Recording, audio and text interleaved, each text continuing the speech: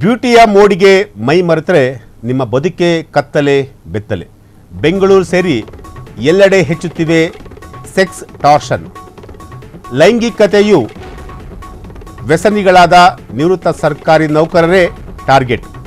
ಖಾಸಗಿ ಫೋಟೋಗಳನ್ನು ಕಳುಹಿಸುವಂತೆ ಬಳಿಕ ಅವರಿಗೆ ಬೆದರಿಕೆ ಹಾಕೋ ಪ್ರಕರಣಗಳು ಈಗ ಹೆಚ್ಚಾಗ್ತಿರುವಂತಹದ್ದು. ಸುಂದರ ಹುಡುಗಿಯ ಫೋಟೋ ನೋಡಿ ಮೆಸೇಜ್ ಕಳಿಸಿದರೆ ನಿಮ್ಮ ಕತೆ ಮುಗೀತುಂತಲೇ. ಪರಿಚಯವಾದ ಮೂಲಕ ಮೊದಲು ನಿಮ್ಮ ನಂಬಿಕೆಯನ್ನು ಗಳಿಸಿಕೊಳ್ತಾರೆ. ಆಪ್ತವಾಗಿದ್ದುಕೊಂಡೇ ನಿಮ್ಮ ಖಾಸಗಿ ಫೋಟೋಗಳನ್ನು ಕೇಳ್ತಾರೆ. ವಿಡಿಯೋ ಕಾಲ್ ಮಾಡಿ ಪ್ರಚೋದನೆ ಕೂಡ ಮಾಡ್ತಾರೆ. ನೀವು ಸ್ವಲ್ಪ ಯಾಮಾರಿದ್ರೂ ಕೂಡ ನಿಮ್ಮ ಬದುಕೆ ಕತ್ತಲೆ ಮತ್ತು ಬೆತ್ತಲೆ. ಫೋಟೋ ವಿಡಿಯೋ ತೋರಿಸಿ ಹಣಕ್ಕೆ ಬೇಡಿಕೆ ಇಟ್ಟು ನಿರಂತರ ಟಾರ್ಚರ್ ಕೂಡ ಕೊಡ್ತಾರೆ. ಸೆಕ್ಸ್ ಟಾರ್ಷನ್ ಬಲೆಯಲ್ಲಿ ಸಿಲುಕಿದವರಿಗೆ ನಿತ್ಯ ನರಕ ಯಾತನೆ. ಯಾವ್ಯಾವುದೋ ಆ್ಯಪ್ಗಳನ್ನು ಬಳಸಿದರೆ ಹೀಗೆ ಆಗೋದು. ಸೊ ಹಾಗಾಗಿ ಬಹಳ ಎಚ್ಚರಿಕೆಯಿಂದ ಇರಿ. ಸೊ ಇಂತಹ ಪ್ರಕರಣಗಳು ನಿಮ್ಮ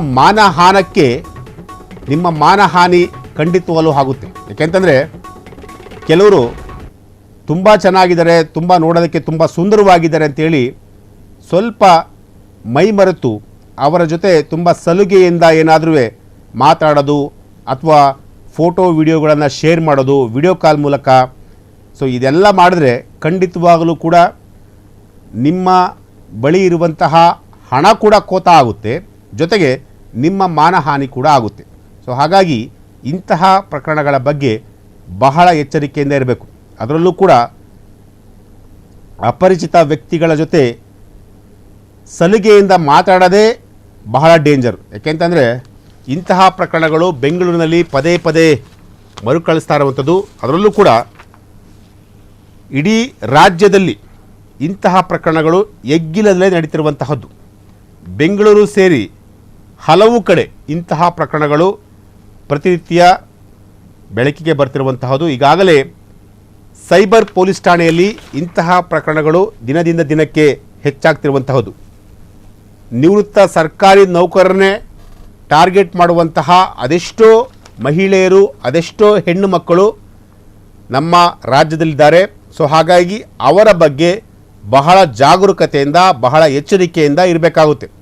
ಸ್ವಲ್ಪ ಯಾಮಾರಿದ್ರೂ ಕೂಡ ಹುಡುಗಿ ತುಂಬ ಚೆನ್ನಾಗಿದ್ದಾಳೆ, ತುಂಬ ಮುದ್ದಾಗಿದ್ದಾಳೆ, ತುಂಬ ಮುದ್ದಾಗಿ ಮಾತಾಡ್ತಾಳೆ ಅಂತ ಹೇಳಿ ಸ್ವಲ್ಪ ಯಾಮಾರಿದ್ರೂ ಕೂಡ ನಿಮ್ಮ ಭವಿಷ್ಯಕ್ಕೆ ನೀವೇ ಕೊಡಲಿ ಪೆಟ್ಟನ್ನು ಹಾಕಿಕೊಂಡಂತೆ. ಇಂತಹ ಪ್ರಕರಣಗಳು